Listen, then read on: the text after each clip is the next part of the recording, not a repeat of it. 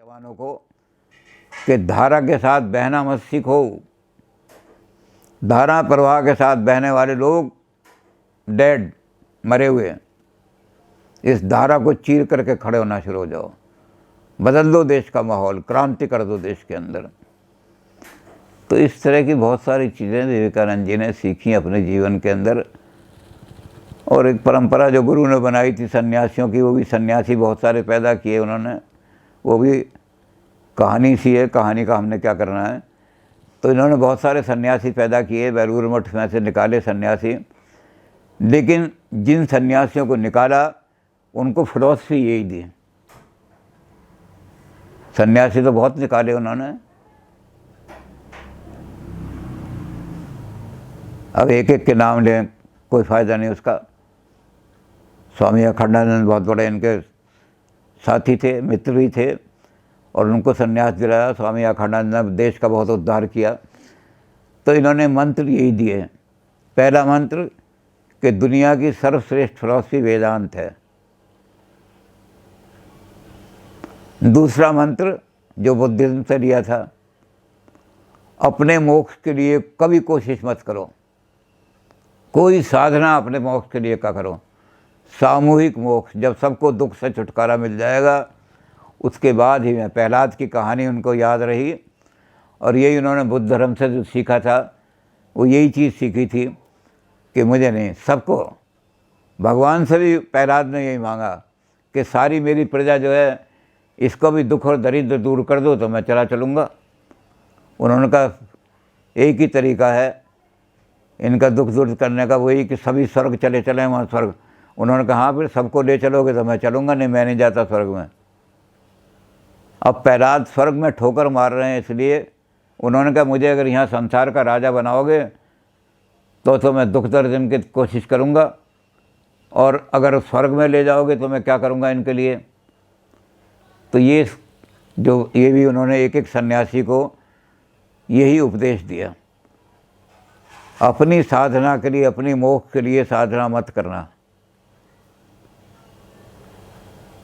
लोग के दुख जो है दूर करने के लिए, सबके दुख दूर करेंगे और सबको इस योग बनाएंगे कि दुखी और दरिद्री न रहे। तो एक एक सन्यासी उन्होंने यही कह के निकाले। फिर इसको रास्ता क्या दिखाना है, तो रास्ता उन्होंने कहा कि ये रास्ता जो मैंने सीखा है, जिस नाव पर चढ़ करके तुम यहाँ तक आए हो, ये सन्यास लिया है तुमने कल्याण करने का, और स्थिर करके मानवता को दुख से छुड़ाने के लिए आए हो, उसी नाव को पकड़ लो।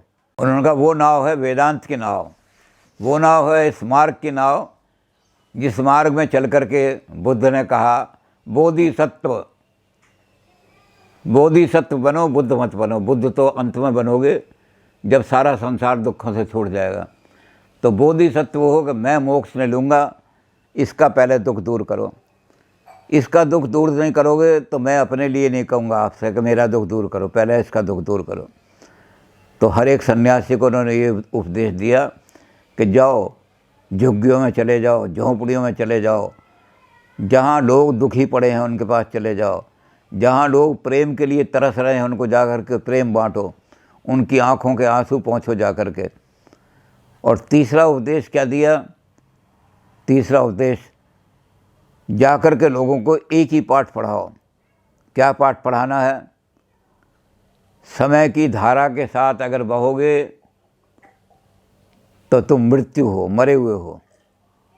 समय की धारा को चीर करके जो आदमी आ सकता है वो जीवन, ये नौजवान गंगा की धारा को चीर के आया है, ये है जवानी का लक्षण, ये है जीवन का लक्षण। तो समय की धारा जो आज बह रही है इसको चीर दो, समय की धारा के साथ, यानी देश के युवा वर्ग को जगा दो। देश की तरुणाई जिस दिन जाग जाएगी उस दिन गुलामी का कलंक हमारे यहाँ से दूर हो जाएगा। और गुलामी का कलंक दूर होने के बाद जो अत्याचार कर रहे हैं अंग्रेज़ लोग हमारे ऊपर, कोई अत्याचार करने का हमारे ऊपर नहीं रहेगा। तो ऐसे बहुत सारे सन्यासी उन्होंने पैदा किए, बड़ा लंबा चौड़ा काम किया। जब ऐसा काम करते फिर रहे थे, ऐसे सन्यासी पैदा कर रहे थे, तो इनके चेलों को लगा कि अमेरिका के अंदर डंका बज रहा है सर्वधर्म सम्मेलन का रिलीजियस पार्लियामेंट हो रही है अमेरिका के अंदर। हमारे देश को प्रतिनिधि करने वाले लोग जो हैं वो अलग अलग संप्रदाय के लोग जा रहे हैं। एक आदमी कोई जैन संप्रदाय का गया है, कोई आदमी बौद्ध संप्रदाय का गया है, कोई राधा स्वामियों का गया है। हिंदू इकट्ठे हैं। हमारा जो एक धर्म है वैदिक धर्म, उस वैदिक धर्म को कोई रिप्रेजेंट करने नहीं जा रहा। तो सब चेलों ने कहा गुरु महाराज आपसे ज़्यादा अच्छा, क्योंकि आप जो उपदेश दे रहे हैं आपसे ज़्यादा अच्छा कोई आदमी हमें दिखाई नहीं देता। सब आदमी अपनी अपनी जो मत है उनका उसको वहाँ रिप्रेजेंट करेंगे। सारे भारत की आत्मा को, वेदांत को रिप्रेजेंट करने वाला कोई आदमी नहीं है। तो विवेकानंद जी बड़े दुखी हुए कि मेरे पास पैसा वैसा तो है नहीं, मैं कैसे जाऊँगा। और फिर अमेरिका की लाइफ ऐसी है, वहाँ रहने के लिए जब तक पार्लियामेंट ना हो तब तक उस पार्लियामेंट तक मैं जा रहूँगा। वहाँ तो रोटी खाने के लिए पैसे ही बहुत चाहिए। तो विवेकानंद जी ने उसके लिए पार्लियामेंट के, रिलीजन ऑफ द पार्लियामेंट के लिए अपने चेलों से मना कर दिया। अब चेले दुखी भी हुए, लेकिन चेलों ने कहा कि कहीं से धन संग्रह करो और ऐसे लोगों से संपर्क करो जो हमें पूरा रास्ता बता सकें, कहाँ पहुँचना है, कहाँ पार्लियामेंट है। तो अब इतना जो अनुभव इन्होंने इकट्ठा किया था, उस अनुभव का सारा लाभ उठाने के लिए कोई जगह ही नहीं मिल रही थी। क्या करें, ये अनुभव यहीं घुट के रह जाएगा, मर के रह जाएगा। तो सारे चेलों को इनकी चिंता थी। तो चेलों ने सारा धन इकट्ठा किया। वेदांत की बात कहने वाला आदमी कोई पार्लियामेंट में नहीं होगा तो अपने अपने संप्रदाय की बात कह करके चले आएंगे लोग। हमारा जैन संप्रदाय ये कहता है, हमारा नाथ संप्रदाय ये कहता है, हमारे ये कहते हैं। लेकिन भारत की आत्मा तो नहीं जागेगी। भारत की आत्मा वेदांत का जो रिप्रेजेंटेटिव है, जो बड़े ज़ोर के साथ वेदांत की गर्जना कर सकता है, जो आज दुनिया को एक एक सन्यासी को कह रहा है वेदांत से ऊंचा कोई दर्शन नहीं। वेदांत का भाव लेकर के सारे संसार में जाओ। तो वेदांत का रिप्रेजेंटेशन करने के लिए पैसा इकट्ठा किया उन्होंने। उस जगह का पता लगाया जहां अमेरिका के अंदर वो पार्लियामेंट होगी। उसको कौन ऑर्गेनाइज कर रहा है उसका भी उन चेलों ने सारा पता लगाया। और पता लगा करके ज़बरदस्ती विवेकानंद जी को नाव में चढ़ा दिया। जैसे किसी को धक्के दे करके आप कहीं फेंक देते हो, तो उन्होंने विवेकानंद को नाव में चढ़ा दिया कि जाओ, आप संसार के अंदर इस समय देश के अंदर सबसे ऊंचा फिलॉसफी लेकर के आप चल रहे हो वेदांत की। वेदांत को अच्छी तरह लोग समझ भी नहीं पा रहे हैं। आप वेदांत को समझा रहे हो, आप लोक कल्याण की बात भी कर रहे हो, आप नर सेवा नारायण सेवा भी कह रहे हो देश की। क्योंकि यूनिवर्सल रिलीजन तो वेदांत ही है। तो इसलिए आप यूनिवर्सल बात करने के लिए जाओ, अपने अपने मत की नहीं। तो विवेकानंद जी से अच्छा ज्ञानी आदमी कोई दिखाई नहीं दे रहा था। उनके चेले जो थे, जो उन्होंने, जिन चेलों को उन्होंने वेदांत का ऊपर भाव दे दे करके जगह जगह भेजा था, वो चेले भी जहाँ जाते थे, जिससे शास्त्रार्थ करते थे, वेदांत ऊपर रह जाता तो सब दर्शन नीचे रह जाते थे। तो वेदांत का डंका बजाने के लिए अमेरिका में कोई आदमी चाहिए जो संसार को ये बता सके कि हिंदुस्तान क्या है। अब इसके लिए हमने पहले उस समय के हालात क्या थे। उस समय के हालात थे कि हिंदू धर्म को कोई आदमी अच्छी निगाह से नहीं देखता था। हिंदू धर्म को लोग बड़ा घटिया धर्म समझते थे। अंग्रेज़ों ने तो लिख दिया था, India is the nation of Coolidge,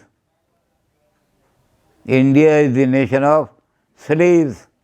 अगर आपको गुलाम रखने हैं, नौकर रखने हैं, तो भारत से ज़्यादा नौकर स्लेव आपको नहीं मिलेंगे, क्योंकि इनके यहाँ सबक सिखाया जाता है कि जो तुम्हें ड्यूटी दे दी अंग्रेज़, हम इनको ड्यूटी दे देंगे, हमारी झाड़ू लगाया करो, हमारे बूट पॉलिश किया करो, ये सारा काम ही तुम्हारा, भाग इतना ही है। तो ये उसी पे अपने लगा रहेगा कि ये मेरा धर्म है, पूरा करूं। तो इंडिया से ज़्यादा आपको स्लेव नहीं मिलेंगे, इंडिया से ज़्यादा आपको कुली नहीं मिलेंगे, बोझा उठाने वाले। इनको तो 2 रुपये दे दो, उसमें खुश हो जाता है, बाबू बहुत अच्छा, लाओ इतना। हम इनको क्या पता रोटी कैसे खाई जाती है, बढ़िया रोटी कैसे खाई जाती है।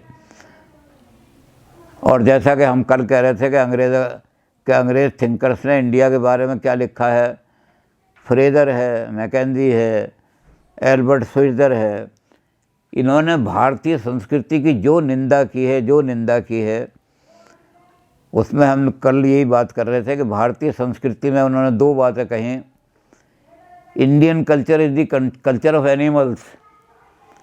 ईसाइयों जाओ, भारत को जाकर के मिशनरीज हो तुम, जाओ भारत को ज्ञान दो, भारत में भगवान क्या होता है।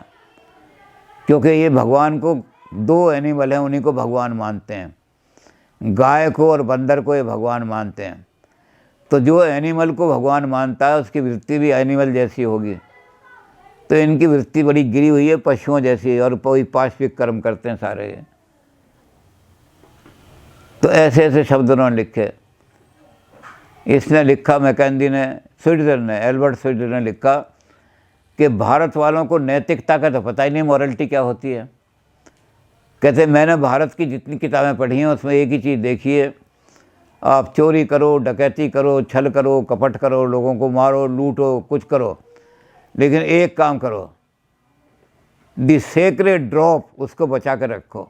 सेक्रेड ड्रॉप माने वीर्य, वीर्य को, ब्रह्मचारी हैं आप, बस यही नैतिकता है। उसके लिए उन्होंने सेक्रेड ड्रॉप कहा कि भारत वाले कहते हैं जो सेक्रेड ड्रॉप है आपका, उसको किसी तरह से प्रिजर्व करके रखो, तब आप ग्रेट, सबसे बड़े मॉरलिस्ट हो, सबसे बड़े मॉरल आदमी हो। उसके अलावा तुम कुछ भी करो दुनिया में, इनको नैतिकता का पता ही नहीं। इसलिए भारतीय जो हैं डाके भी डालते हैं, लोगों को लूटते भी हैं, चोरी भी करते हैं। औरतें इनकी जो हैं वो किसी तरह कुकर्म भी करती हैं, गलत काम भी कराती हैं सब, क्योंकि ये कह दिया वैसे अपने उसको सेक्रेड ड्रॉप को, यानी ब्रह्मचर्य ही एक इनके यहाँ मॉरलिटी है और कोई मॉरलिटी का लक्षण नहीं है। ये आदमी बड़े ब्रह्मचारी हैं जी, कभी इन्होंने आज तक किसी, और भारत में एक संप्रदाय था, अब वो ख़त्म हो गया है।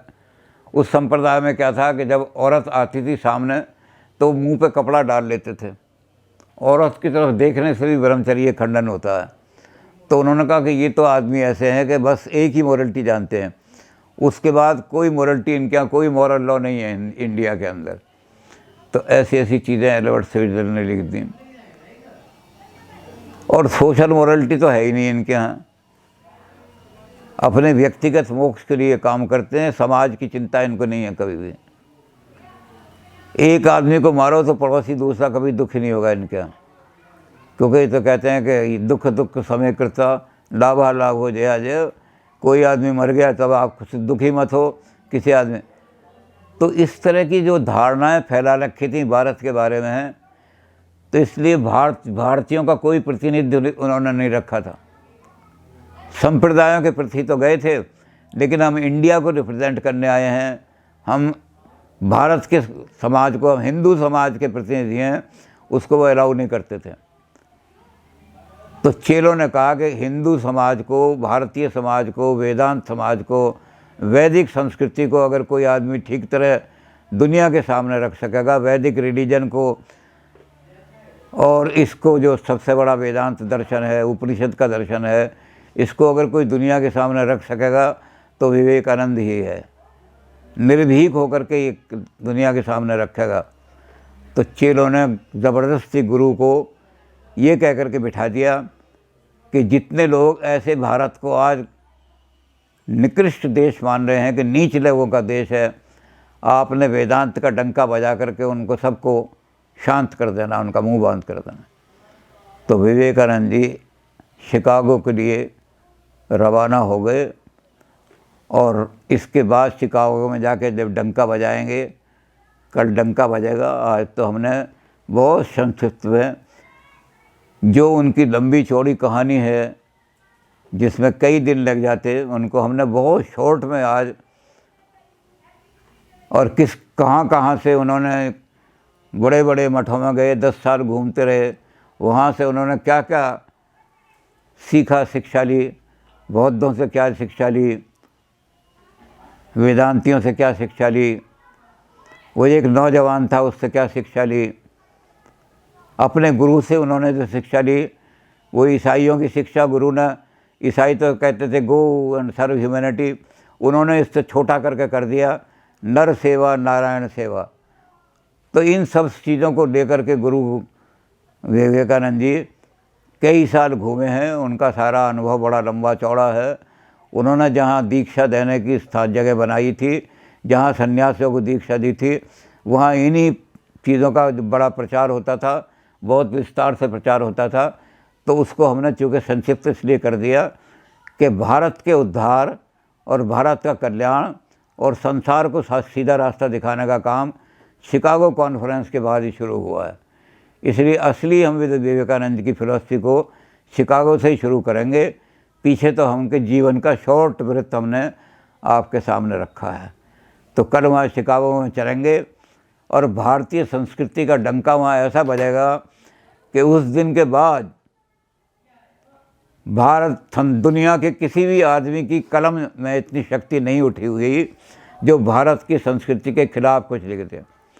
एक भी थिंकर उसके, विवेकानंद से पहले इतनी गंदी गंदी बातें लिखते थे भारत के बारे में, और विवेकानंद का डंका बजाने के बाद यूरोप में और अमेरिका में कोई आदमी ऐसा पैदा नहीं हुआ जो भारतीय संस्कृति के खिलाफ कभी पलट दिया, सारा दुनिया का चित्र ही पलट दिया विवेकानंद ने।